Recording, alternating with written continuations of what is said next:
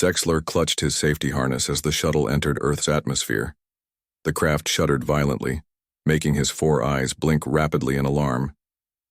"Is this normal?" he asked, his translator struggling with the high pitch of his anxiety. Human pilot glanced back with a casual smile. "Just a bit of turbulence, pretty smooth actually." Smooth? Zexler had documented 36 different worlds across the galaxy, but none made him fear for his life during simple arrival procedures. P. Shuttle stabilized as it descended through clouds that looked deceptively similar to those on gentler worlds. Zexler knew better. These clouds contained dihydrogen monoxide in its liquid state, a substance that could drown air-breathing creatures in seconds. "First time on Earth?" asked the human sitting across from him, a female with dark hair pulled back tightly. "Yes," Zexler replied, trying to steady his breathing sacs. "I'm leading a documentary team to understand why anyone would vacation on a Class 12 Deathworld." The human laughed. "I'm Maya Chen. I'll be your guide for the next 30 days.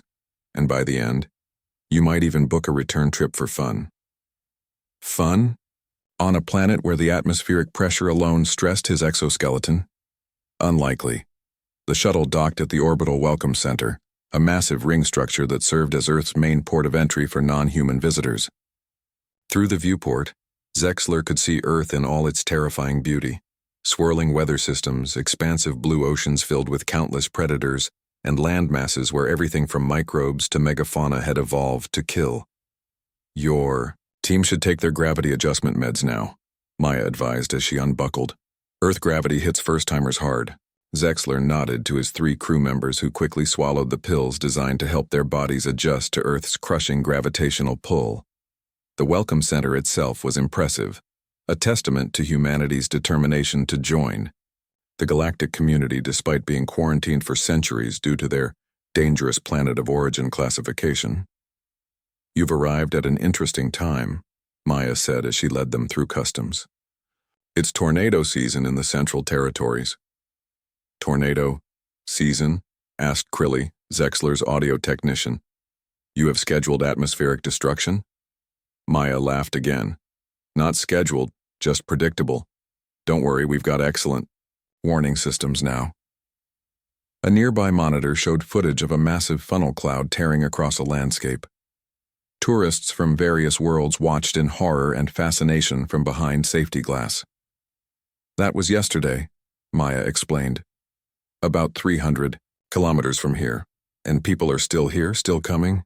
Zexler couldn't hide his disbelief. Maya gestured toward the busy arrival terminal where beings from across the galaxy waited to experience Earth firsthand. "We've got bookings solid for the next 3 years. The waiting list for volcano tours is even longer." As they moved toward the gravity transition chambers, a sudden tremor shook the station. Zexler and his team froze in alarm, but the humans barely reacted. "Just a small quake," a station attendant announced casually over the intercom. "Nothing to worry about, folks." "That's another thing you'll get used to," Maya said with a wink. "The ground occasionally likes to remind us it's alive." Looking at the eager tourists lined up to enter what was essentially a planetary death trap, Zexler began to understand why his producer had insisted on this documentary. There was clearly something here worth investigating, a mystery of why the universe's most fragile species would pay premium rates to visit the one world that could kill them in hundreds of different ways. "Welcome to Earth," Maya said with a proud smile. "The only place in the galaxy where near-death experiences are part of the brochure. This facility studies human adaptability," Maya explained as she led Zexler's documentary team through the Global Human Resilience Center. The aliens moved cautiously, their environmental suits humming as they adjusted to keep their bodies functioning in Earth's harsh conditions. Through reinforced windows, they watched human scientists working without any protective gear at all. "That room is kept at 40 degrees Celsius, Dr. Patel, the center's director, pointed out, and the next chamber drops to -20. And humans can survive both?" Crilly asked, all 3 of her audio receptors extended in disbelief. "Not just survive. Those researchers will have lunch together after their shifts," Dr. Patel said with a small smile. "They might complain about the temperature, but it won't harm them." Zexalar moved his recording drone for a better angle. This is impossible. No single species should function across such extremes. Maya shrugged. Earth doesn't allow for specialization. Our planet changes too quickly and too drastically. Adapt or die. That's been Earth's message since life began here. The next section of the facility demonstrated human dietary capabilities. The documentary team watched in horror as test subjects consumed substances that would be lethal to 90% of galactic species.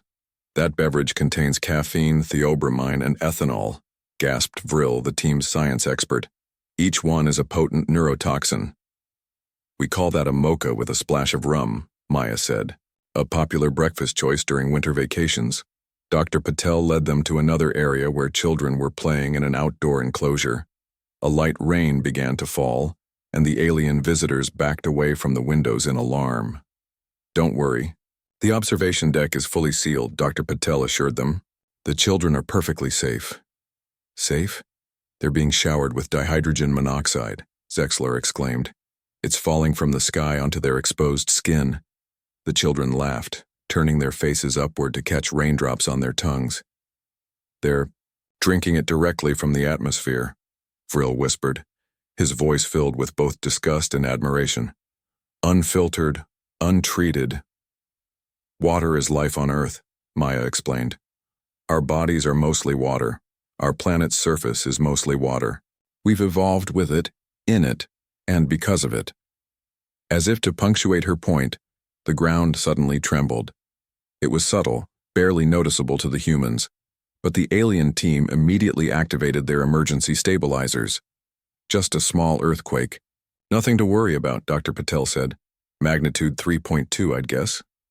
You can identify the strength without instruments? Zexalar asked, still clutching a support rail. You develop a feel for it when you grow up here, she replied. That was barely a hiccup.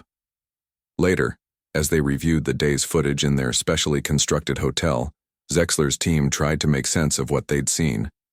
Their homeworld actively tries to kill them daily, Crilly said. Weather, geological activity, indigenous life forms, even the basic chemistry of their environment is hostile. Yet they not only survived but became the dominant species. Vril, added. Zexalar stared at the footage of the children playing in the rain. Perhaps this explains why humans explore dangerous worlds without hesitation. Their baseline for safe is fundamentally different from ours. Outside their sealed viewing window, lightning flashed across the night sky, illuminating the cityscape for a brief, brilliant moment. Thunder followed, a deep rumble that reminded the aliens they were guests on a planet that had been testing life's limits for billions of years. Tomorrow we visit what they call an amusement park, Zexalar said, checking their schedule. Apparently, humans create artificial danger for entertainment. His team exchanged nervous glances. If natural Earth was this terrifying, what horrors did humans design for fun? This is our most popular package for non-human visitors, Maya said, gesturing to the modified bungee jumping platform. We call it Gentle Gravity Defiance. Zexalar watched as a 6-limbed centaurian was strapped into a specially designed harness. Instead of the 100-meter drop humans typically enjoyed, the alien would experience a carefully controlled 10-meter fall with progressive deceleration. The original version would kill most galactic citizens instantly, Maya explained. The G-forces alone would rupture internal organs in 90% of known species. And humans do this? For pleasure? Crilly asked, her recording equipment capturing the centaurian's nervous chittering. Absolutely. The waiting list for the human version is 3 hours long today. The documentary team followed Maya through Safe Thrills Adventure Park, one of 50 such facilities that had opened across Earth in the past 5 years. Each attraction was a modified version of activities humans had enjoyed for centuries. Our planetary tourism revenue has increased by 400% since we started catering to non-humans, Maya said. Earth's danger is our most valuable export. They passed a massive structure where aliens wearing full environmental suits rode in enclosed pods through a simulated jungle river. Signs advertised, "Alien safe rapids, all the beauty, none of the drowning risk." Before you ask, yes, humans ride the actual river in open boats, Maya said. Several go missing each year. We consider this part of the experience. Frill made a notation in his data tablet. Extraordinary. Your species views potential death as a recreational feature. It's not about the death, Maya corrected. It's about facing fear and surviving. The closer to danger, the more alive humans feel. At that moment, a loud announcement echoed across the park. Attention valued visitors. Today's mild weather safari will be upgraded to a moderate weather safari due to an approaching thunderstorm. Please adjust your protection levels accordingly. Humans, this is considered a level 1 experience. Excited chatter spread through the alien tourists. A chance to witness Earth's infamous atmospheric electrical discharges was considered a premium experience. Let's visit the business center, Maya suggested. You should meet someone. The center was filled with representatives from various worlds, all seeking to profit from Earth's dangerous allure. Maya introduced them to Threxis, a tall, translucent Medusan whose fluid-filled body pulsed with bioluminescent colors. I'm opening Extreme Limits Expeditions next month, Threxis announced proudly. The first alien-operated adventure company on Earth. Without human guides? Zexler asked, all four eyes widening. Humans are too cautious with off-worlders, Thrixis said dismissively. They don't understand that some of us can handle more than their watered-down experiences. My first expedition will take clients into the Amazon rainforest. Real wilderness, minimal protection. Maya frowned. That's against safety regulations. The Amazon contains 47 different ways to die in the first kilometer alone. I've studied Earth extensively, Thrixis said, his body flashing confident patterns. And I've hired local equipment operators. We'll be fine. As they left the business center, Zexler noticed Maya's concern. You seem troubled by his plans. The Amazon isn't like our managed attractions, she explained. It's Earth concentrated. Every danger evolved to peak efficiency. Even humans. Don't venture into certain parts without extensive preparation. Their conversation was interrupted by the distant rumble of thunder. Aliens across the park stopped to look up in wonder as dark clouds gathered. The documentary team watched as human visitors continued their activities unconcerned, while park staff efficiently distributed enhanced protection gear to non-human guests. Look there. Vril pointed to a booth with a long line. What are they? Selling? Thunderstorm insurance, Maya explained. It's our fastest growing industry. Specialized coverage for species experiencing Earth's natural phenomena.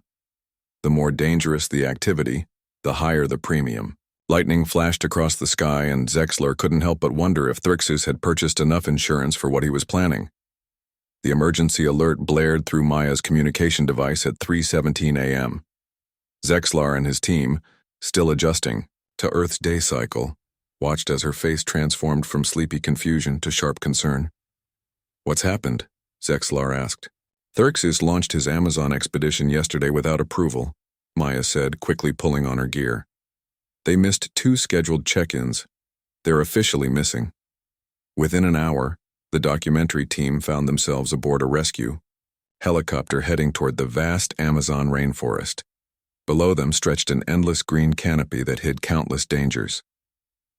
We've got permission to include your team in the search, Maya explained over the roar of the engines. Your atmospheric suits will protect you better than anything we could provide. How dangerous is this situation? Vril asked, eyeing the dense jungle. The rescue team leader, a weathered human named Rodriguez, laughed without humor. For them, extremely. This region contains 376 species of venomous creatures, 42 types of carnivorous plants, and during this season, flash floods can rise 5 meters in minutes. Zexlar's recording drone captured footage of the humans preparing with casual efficiency, checking weapons, medical kits, and survival gear with the ease of routine. For you, Rodriguez continued, minimal risk. Follow our instructions exactly, stay within the protection radius, and you'll be fine. The helicopter landed in a small clearing. The moment the doors opened, the aliens were hit by a wall of heat and humidity that made their environmental systems whine with effort. 97% humidity, 38 degrees Celsius, Crilly reported, her voice tight with anxiety. The air contains 23 identified biological irritants. We call it a bit muggy, Rodriguez said with a slight smile. Now stay close. The search party moved through the dense undergrowth. The humans cut paths with practiced swings of their machetes, identifying and avoiding dangers that the aliens couldn't even see. Stop, Maya suddenly commanded, pulling Zexalar back. Don't touch that plant. Its sap causes chemical burns on most species. Zexalar hadn't even noticed the innocent-looking green leaves near his hand. How do you know which plants are dangerous? On Earth, assume everything is dangerous until proven otherwise, she replied. That's how we survive. 3 hours into the search, the sky darkened without warning. Within minutes, rain pounded down with incredible force, turning the ground into flowing mud. Flash flood coming, Rodriguez shouted. Higher ground now. The humans reacted instantly, helping the aliens scramble up a steep incline. Zexalar watched in horror as the path they'd been on disappeared under a torrent of rushing water. This happened without warning, Vril gasped. We had about 7 minutes of warning signs, Maya corrected. The birds went quiet. The air pressure dropped. The insects changed their movement patterns. You noticed all that? Crilly asked. Not consciously, but when you evolve on a death world, your survival instincts pick up patterns your conscious mind doesn't have to process. As the rain continued, their communicators crackled with news. Another search team had found evidence of Threxus's expedition group, discarded equipment and signs of a hasty camp. They went deeper in, Rodriguez said grimly. Into the zone. The zone? Zexalar inquired. A region so dangerous even experienced human explorers need special permits and equipment. Maya explained. They'll never survive the night without help. As darkness fell, the alien documentary crew watched in amazement as the humans transformed. Their movements became more precise, their senses more alert. They operated in the pitch-black jungle, with minimal lighting, communicating in whispers and hand signals. We're not just following them, Zexalar realized, recording everything. We're watching an evolved Deathworld species in their natural state, doing what they evolved to do. Somewhere in the darkness ahead, thunder rumbled. The rescue operation was just beginning, and Zexalar understood they were witnessing the answer to their documentary's central question. Earth was the only death world with a tourist industry, because only Earth had produced humans, creatures who had mastered survival in hell and then decided to charge admission. The Galactic Safety Council calls this emergency session to order, announced the chair being, a tall Arcturian whose crystalline body sparkled under the chamber lights. Zexalar sat uncomfortably in the witness section. Just 3 days ago, he had been trudging through Earth's deadliest jungle. Now he was on Galactic Station Alpha, watching Earth's tourism industry put on trial. The rescue had succeeded. Barely. Threxus and his clients had been found clinging to treetops as floodwaters rose around them, 2 suffering from venomous bites and 1 from a toxic plant reaction. All survived, but the incident had triggered an immediate galactic response. Earth, representatives, please state your case, the chair being continued. Maya stepped forward, looking small among the various alien delegates but standing tall. Earth acknowledges the incident in the Amazon was serious. However, it occurred because safety protocols were deliberately ignored. Human guides were not present. That is precisely the issue, countered Ambassador Rix of the Parnassian Collective, their eye stalks waving in agitation. A Class 12 death world cannot be made safe for tourism. The Amazon incident proves this. Murmurs of agreement rippled through the chamber. Zexalar noticed how the alien representatives kept their distance from the human delegation, as if danger might radiate from them. With respect, Maya replied, Earth has hosted over 3 million non-human visitors in the past standard year, with only 17 fatalities, all from tourists who violated safety guidelines. 17 deaths is 17 too many, Rick shot back. The fatality rate is 0.006%, Maya countered, lower than interstellar travel itself. The debate continued for hours. Conservative factions argued that Earth should be restricted to xenobiologists with special training. Economic representatives pointed out the massive revenue Earth tourism generated for the Galactic Union. During a brief recess, Zexalar approached Maya. "They're not listening to your safety record," he observed. Maya sighed. "They're afraid of Earth, and by extension, afraid of us. They see humans as dangerously reckless because we live in conditions they consider unsurvivable." When the session resumed, the council called Zexalar to testify. As he approached the central platform, he felt the weight of both Earth's future and his journalistic integrity pressing upon him. "You were present during the Amazon rescue," the chair being stated. "What did you observe?" Zexalar activated his datapad. "With the council's permission, I would like to show footage from our documentary." The chamber lights dimmed as the recording displayed on the main screen. It showed the human rescue team working tirelessly through nightmarish conditions, pulling Threxes from swirling waters, treating wounds with field medicine, carrying injured aliens for kilometers through terrain that seemed designed to kill. The Mo. Humans risked their lives to save beings who had deliberately ignored their warnings, Zexalar testified. They showed no hesitation, no resentment. When we asked why they would endanger themselves for tourists who had broken their rules, their team leader said something I cannot forget. "Everyone deserves a second chance to learn respect for Earth." The Idaria chamber was silent as the footage ended with an exhausted human medic treating Threxus's wounds while standing knee-deep in muddy water during a rainstorm. "In my professional assessment," Zexalar continued, "Earth is dangerous, perhaps the most dangerous inhabited world in the galaxy. But humans have mastered this danger through millions of years of evolution and thousands of years of civilization. Their safety protocols aren't arbitrary, they're written in blood and experience." He turned to face the full council. "The incident occurred not because Earth is too dangerous for tourism, but because tourists believed they knew better than the natives of a Deathworld. The humans have a saying that seems appropriate. It's not the mountain that kills you, it's your hubris." As Zexalar returned to his seat, he noticed something unusual. The human delegation was looking at him with a new expression. Maya later told him it was called respect. "Welcome to the first ever Earth Adaptive Games." The announcer's voice boomed across the stadium. Zexalar and his documentary team had prime viewing positions. 2 months had passed since the Galactic Council hearings. Earth's tourism industry had not only survived, but was now launching its most ambitious event yet, a sporting competition where humans and aliens would participate in modified Earth activities. "This was Maya's idea," Crilly noted, adjusting her recording equipment. "A brilliant solution to the council's concerns." Maya joined them in the press box, looking tired but excited. 37 species competing in 15 events, she said, proudly, all designed to showcase how visitors can safely experience Earth's unique challenges. Below them, the opening ceremony featured a parade of alien athletes in specially designed protective gear. Each had trained for months with human coaches to prepare for Earth conditions.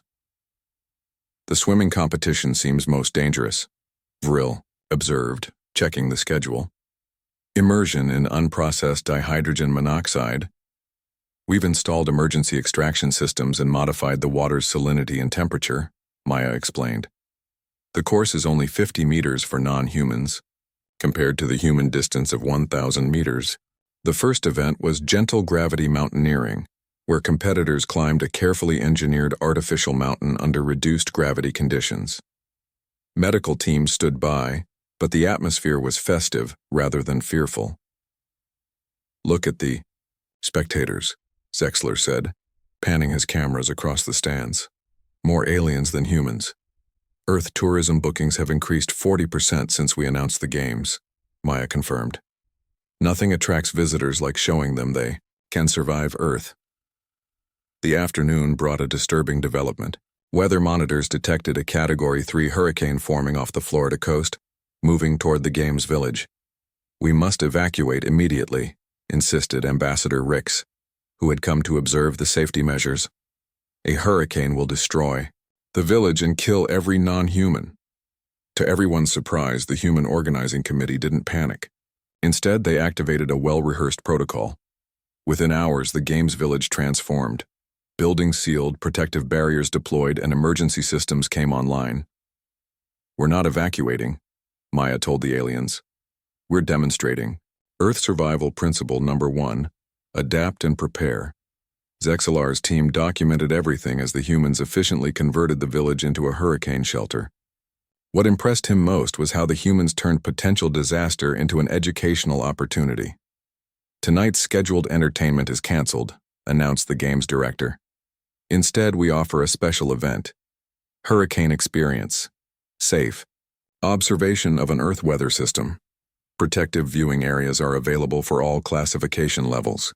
As the storm's outer bands reached them, aliens gathered in transparent domes to watch wind and rain lash the landscape. Human guides explained the weather patterns, showing monitoring equipment and safety systems. "They're not hiding from the danger," Vril noted, watching aliens press against the viewports in fascination. "They're showcasing their mastery of it." That night, as the hurricane's eye passed over them, Zexalar interviewed participants in the secure central hub. A Medusan, athlete's translucent body pulsed with excitement colors. "On my world, such weather would mean extinction," she said. "Here, I watched it from 20 meters away, completely safe. Humans don't just survive Earth. They've tamed it without destroying its power." When morning came, the hurricane had passed. The games resumed with minimal delay and a new event added to the schedule. Post-storm exploration. Experiencing Earth's renewal. "You've turned a natural disaster into a tourist attraction," Zexalar told Maya as they watched aliens carefully, collecting fallen palm fronds as souvenirs. Maya smiled. "That's the secret of Earth tourism. We don't hide the danger, we contextualize it. Earth isn't safe, but with human guidance it's survivable. And apparently that's all the thrill most species need." "What most fascinates me," Zexalar said as he reviewed footage in the editing suite, "is not that humans survived Earth, but that they learned to enjoy its dangers." The documentary was nearly complete. After 6 months of research, interviews, and first-hand experiences, Zexalar's team had captured the essence of Earth tourism. Now they were struggling to understand the final piece of the puzzle. "Look at this," Vril called, displaying bioscan data from human subjects on a viewing screen. When humans engage in activities they call thrilling or exciting, their bodies produce chemicals nearly identical to fear responses, yet they describe the feeling as pleasurable, Crilly added, confused. Maya entered with cups of hot liquid. Coffee, a mild stimulant that the alien team had cautiously grown to appreciate. "You're overthinking it," she said, setting down the OER drinks. "Fear evolved as a survival tool on Earth. It kept our ancestors alive." "Fear is universal," Zexalar noted. "All sentient species experience it. But not like humans," Maya replied. "For most species, fear means flee this danger immediately. Evolution on safer worlds made fear a rare, overwhelming signal that always meant the same thing: run or die." Aliens considered this as Maya continued. "Earth throws thousands of dangers at us daily. If we fled from every threat, we'd never have built civilization. So human fear evolved differently. It became more nuanced, more useful." "Explain," Vril prompted, recording her response. "For humans, fear comes in degrees. It can mean run for your life, but it can also mean pay attention or proceed with caution. Over time, we discovered something strange. In controlled situations, the physical sensation of fear could be enjoyable." Zexalar's 4 eyes blinked in sequence as understanding dawned. "You turned a survival mechanism into entertainment." "Exactly," Maya smiled. "What began as necessary adaptation became recreation, then art, and finally, an interstellar industry." The next day they interviewed Threxus, who had become something of a celebrity since the Amazon incident. The Medusan had spent weeks recovering in an Earth hospital. "I nearly died," Threxus admitted, his fluid body rippling with complex emotions. By Medusan standards, the experience should have been pure trauma. "But it wasn't?" Zexalar asked. "I've had time to process what happened," Threxus said slowly.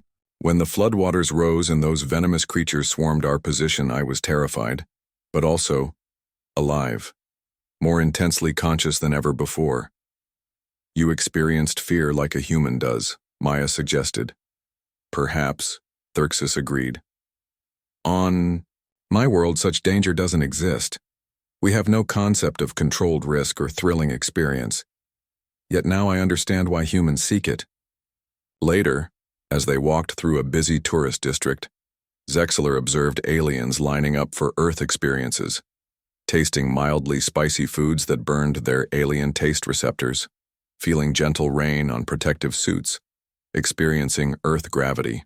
For brief periods, they're not just buying souvenirs, Crilly noted, they're buying fear, in safe, measured doses. That's it, Zexlar exclaimed. That's our documentary's thesis. Other species evolved on safer worlds where fear always meant imminent death. Humans evolved on a world where managing fear was essential. You learned to control it, measure it, even enjoy it in proper amounts. Maya nodded. Earth tourism isn't about the danger itself. It's about experiencing the edge of comfort, then returning safely, changed by the experience. As they walked, a street performer swallowed fire while balancing on a narrow beam. Nearby, alien tourists watched in horror and delight from behind safety barriers. Earth is the only death world with a tourist industry, Zexlar mused. Because only Earth produced a species that could transform fear itself into a commodity worth traveling across the galaxy to experience. The Galactic Council has reached a decision, announced the chair being. The Grand Chamber fell silent. 6 months had passed since the Earth Adaptive Games. Zexalar's documentary had been viewed by over 2 billion beings across 17 systems. Now, the future of Earth tourism hung in the balance. Earth may continue its tourism operations, the chair being declared, under enhanced classification protocols. All excursions must include human guides certified in xenobiology and emergency response. Murmurs filled the chamber. Not an outright victory for Earth, but not the severe restrictions many had expected.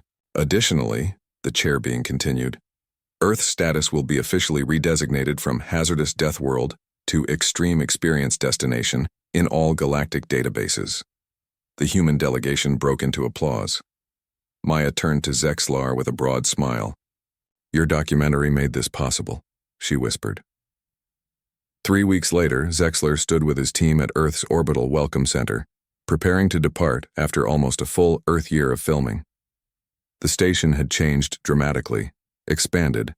Docking bays, new alien-friendly facilities, and a massive holographic sign reading, Earth, feel truly alive before you die. They've embraced the slogan, Vril noted, watching a group of Arcturians purchasing premium Mountain Storm experience packages. The waiting list for volcano tours is now 3 years long, Maya confirmed, checking her data pad. And we've opened new facilities in previously restricted areas, guided tours of Antarctica, deep ocean submersible trips, even controlled exposure to mild Earth pathogens for immune system excitement. The economic impact must be substantial, Crilly observed. Earth's tourism sector now accounts for 30% of our global economy, Maya said. But more importantly, it's changed how the galaxy sees us. We're no longer the dangerous primitives from a death world. We're specialists in survival, experts in risk management. Around them, aliens from dozens of worlds move through the terminal, their excitement palpable even across species barriers. Many wore souvenir clothing with Earth hazard symbols, now fashionable status markers across the galaxy. I never expected this outcome when we began our documentary, Zexlar admitted. What did you expect? Maya asked. To document a curiosity, why anyone would visit a planet that could kill them, he replied. Instead, we discovered something profound about both humans and the rest of us. A new arrival announcement echoed through the terminal.